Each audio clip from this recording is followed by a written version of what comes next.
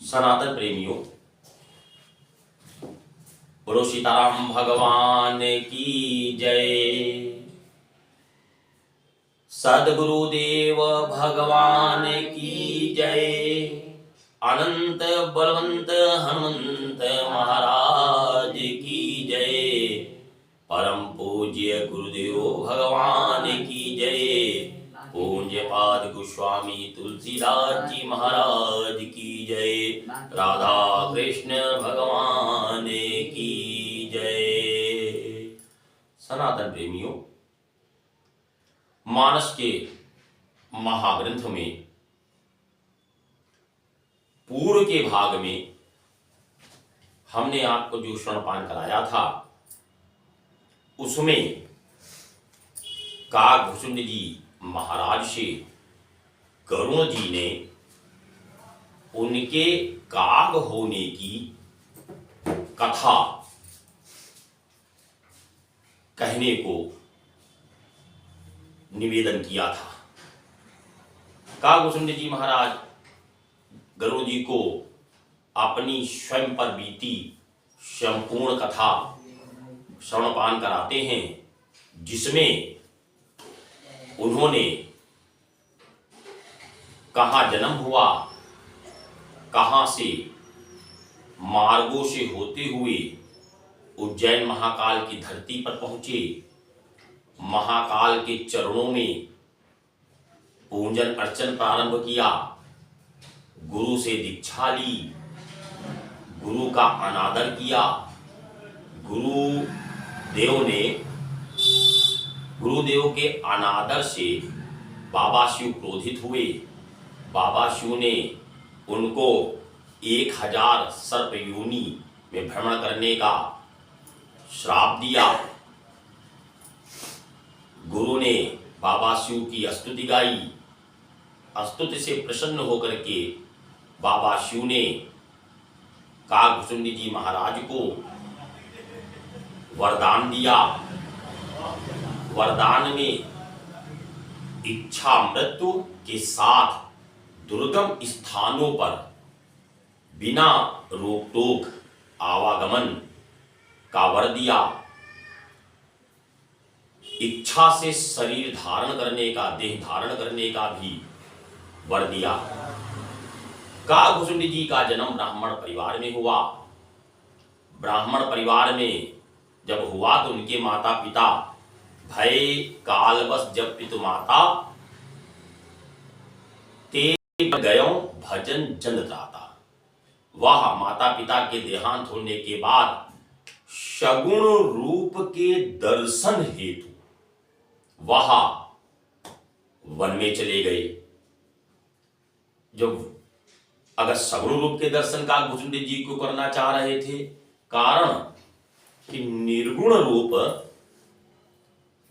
वह शैव धर्म का की शिक्षा ली, दीक्षा ली थी गुरुदेव से, और वैष्णव धर्म के विरोधी थे, राम द्रोह मानते थे, जिसके कारण गुरु का अनादर किया और बाबा शिव ने श्राप दिया। अब उनके मन में भगवान राम के दर्शन की लालसा से मन बिल्कुल विचलित रहा। वह भगवान राम के, प्रभु राम के दर्शन हेतु, सगुण रूप के दर्शन हेतु उपाय ढूंढने लगे। वह पढ़े लिखे नहीं थे काकभूषुंड जी महाराज। उनका जन्म जब ब्राह्मण परिवार में भूषुंडी शर्मा जी के नाम से हुआ, तो तब पिता उनका पढ़ाए सनातन प्रेमियों हार ही गए। हार ही पिता पढ़ाई। लेकिन वह तो भगवान के साक्षात दर्शन करने की लालसा मन में लिए हुए थे। पढ़ने में उनका मन नहीं लगा, क्योंकि विधाता ने उनकी जीवन में कुछ दूसरा ही भाग्य लिखा था। सनातन प्रेमियों, वन में जब वो मुनियों के दर्शन हेतु जब रुकते थे, तो मुनि से सगुण रूप की जानकारी प्राप्त करने हेतु कि सगुण रूप के दर्शन किस तरह होंगे, क्या उपाय है, क्या विधि है, क्या तपस्या करनी होगी। और मुनि निर्गुण रूप की व्याख्या कहते थे कि परब्रह्म परमात्मा जिनका कोई आकार नहीं है, वह निराकार हैं, जिनका कोई देह नहीं है लेकिन तो वह सब कार्य करते हैं, वह निर्गुण रूप की परिभाषा बता रहे थे। का घुसुंड जी महाराज आगे बढ़ जाते थे। मुनियों से किसी भी प्रकार की जानकारी न मिलने पर वह सुमेरु पर्वत पर पहुंचे, जहां एक वृक्ष के नीचे लोमस मुनि तपस्या में लीन थे। त्रिकालदर्शी मुनि ने एक ब्राह्मण को आते देखा तो पूछा, ब्राह्मण कहां से आए हो, इस दुर्गम स्थान पर कैसे पहुंचे। काकभूषण जी महाराज ने मुनि को प्रणाम किया, चरणों का वंदन किया और सगुण रूप की जानकारी प्राप्त करने हेतु मुनि से प्रार्थना की। मुनि ने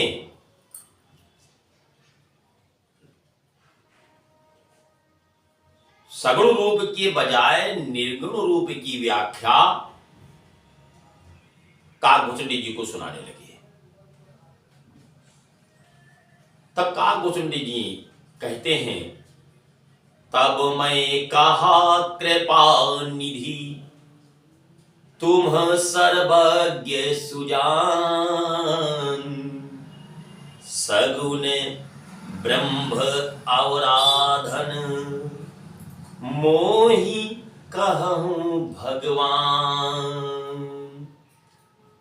काकभूषण जी कहते हैं, मैंने मुनि से कहा, प्रार्थना की कि आप कृपा निधि कृपा सिंधु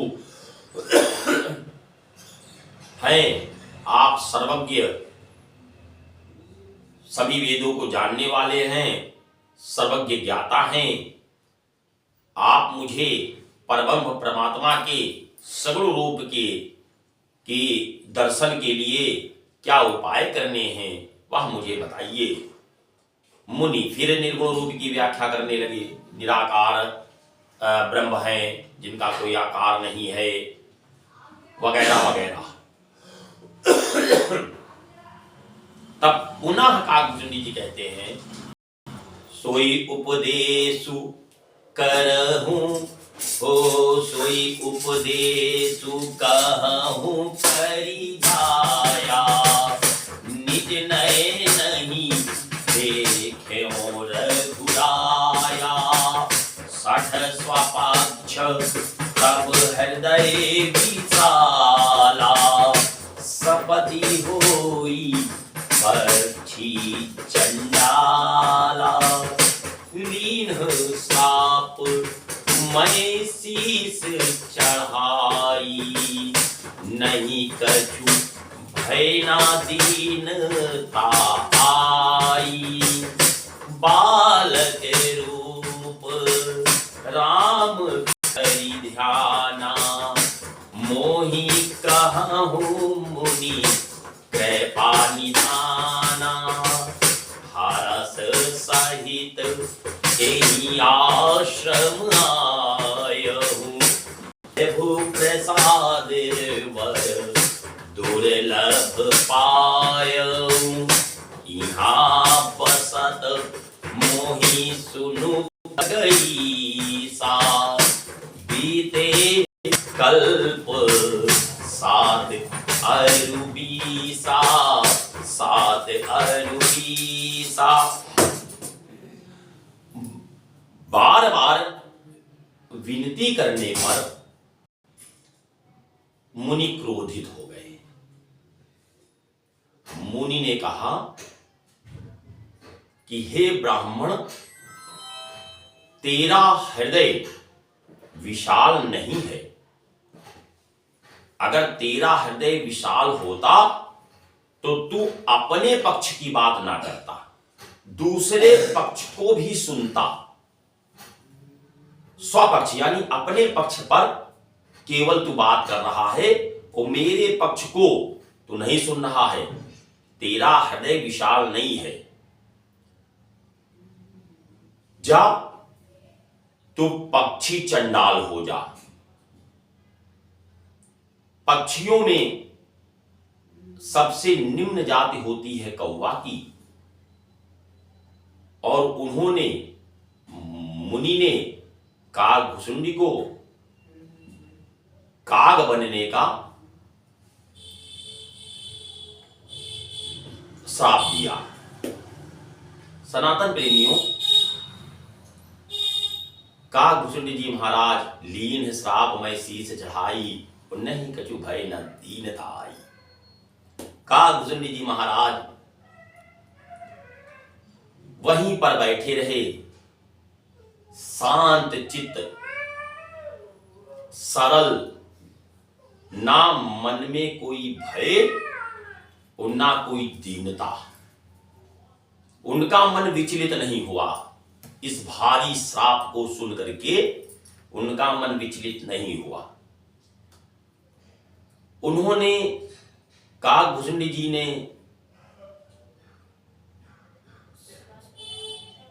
श्राप, मुनि के श्राप को अपने शीश पर धर दिया और वहां से जाने लगे। मुनि ने जब ये देखा कि इतना वहद, इतना भयंकर श्राप मैंने इस ब्राह्मण को दिया है, वो यह रत्ती भर विचलित नहीं है, ना चेहरे पर कोई भाव है, ना चेहरे पर कोई दुख है, और यह शांत है। लोमस मुनि को लगा कि यह उनसे गलत हो गया। उन्होंने भुसुंडी जी महाराज को रोका और रोकने के बाद कहा कि मैंने तुमको श्राप दिया और तुमको जरा सा भय नहीं लगा। तो कागभुसुंडी जी महाराज कहते हैं कि हो सकता है इस श्राप के पीछे प्रभु मुझसे कुछ कार्य कराना चाह रहे हैं। कागभुसुंडी जी महाराज की यह बात सुनकर मुनि लोमस प्रसन्न हुए और वर दिया, बालक रूप राम कर ध्याना। और कागभुसुंडी जी कहते हैं, मोहि कहा हूं मुनि कृपा निधाना। कृपा निधान मुनि ने बालक रूप राम की भक्ति का वरदान दिया। बालक रूप राम की भक्ति का वरदान दिया और कई प्रकार से लोमस मुनि ने कागभुसुंडी जी को मानस में प्रभु के चरित्र का वर्णन भी सुना करके उनके मन को पुनः शांत करने का भी प्रयास किया। कागभुसुंडी जी कहते हैं कि तब मैं वहां से चला, क्योंकि कौवे का, कागभुसुंडी का वरदान, कागभुसुंडी जी को श्राप लोमस मुनि ने दे ही दिया था। वह कौवा बन गए और कौवा बन करके वहां से उड़े, और उड़ने के बाद कागभुसुंडी जी महाराज कहते हैं, तभी उनका नाम सनातन प्रेमियों भुसुंडी शर्मा के स्थान पर काग यानी कौवा कागभुसुंडी हुआ। वह जब उड़े तो कागभुसुंडी जी कहते हैं, हरस सहित एहि आश्रम आय हूं, प्रभु प्रसाद वर दुर्लभ पायहूं, कि प्रभु के प्रसाद से जो वरदान हमें मुनि से प्राप्त हुआ, मैं वहां से नीलगिरी पर्वत पर आ गया और यहीं पर और इसी आश्रम में मैं 27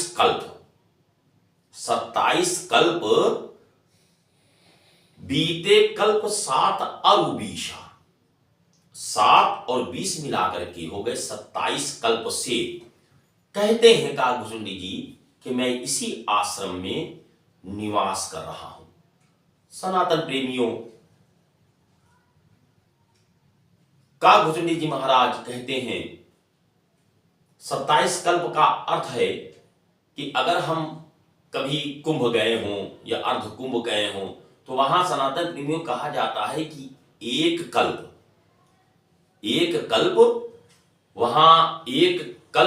वहां निवास किया जाता है। एक कल्प का मतलब एक माह भी होता है और एक कल्प का मतलब 4 वर्ष भी होता है।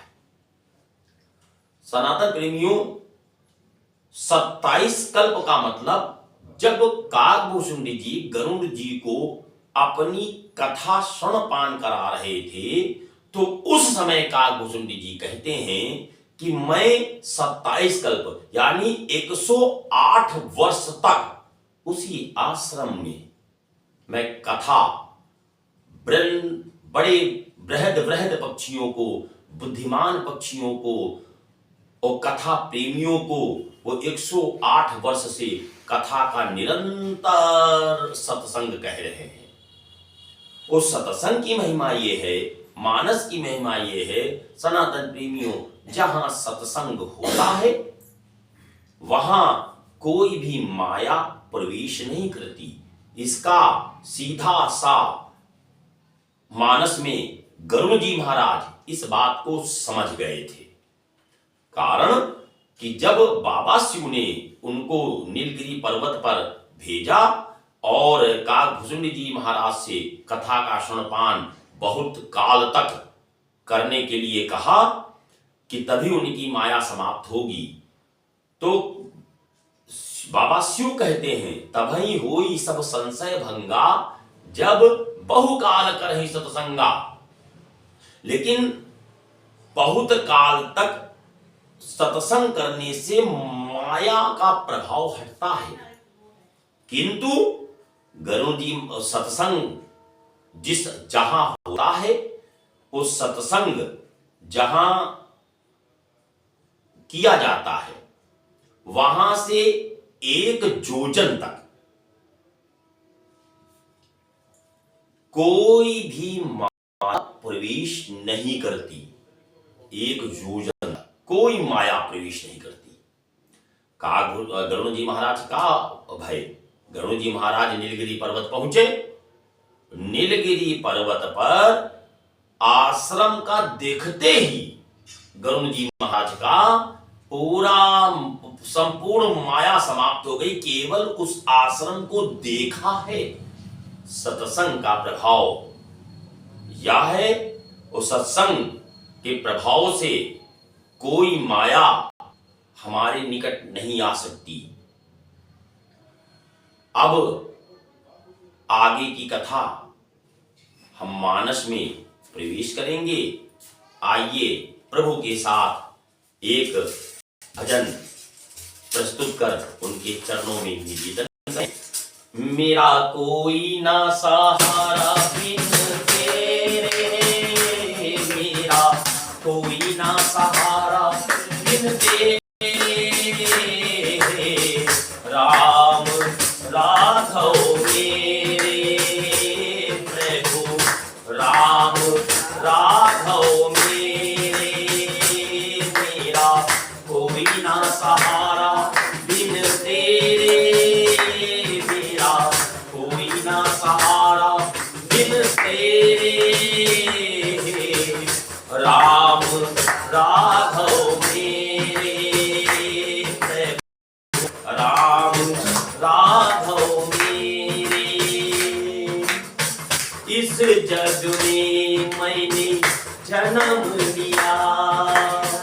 तेरी कृपा से नरतन मिला इस जग में मैंने जन्म लिया।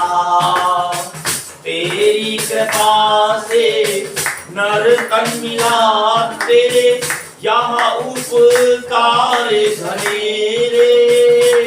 तेरे यहाँ उपकार घनेरे राम राघव मेरे प्रभु राघव मेरे। मेरा कोई ना सारा बिन तेरे राम राघव मेरे। ओ आ जाओ हरि आ जाओ और न हमको तड़पाओ प्रभु आ जाओ प्रभु आ जाओ और न हमको तड़पाओ।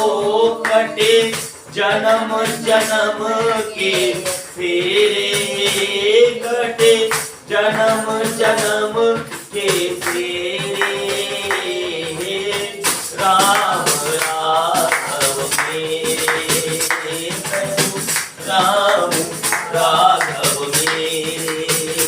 मेरा कोई ना सारा बिन तेरे मेरा कोई ना सारा बिन तेरे प्रभु राम राघव मेरे प्रभु राम राघव मेरे प्रभु राम राघव मेरे।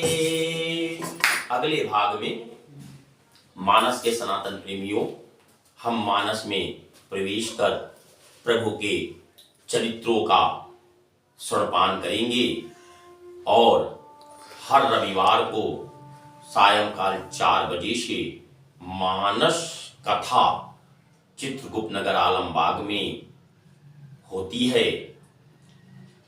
कृपया सभी लोग सुरपान करने के लिए पधारने का कष्ट करें और प्रभु के चरित्रों का सुरपान करें।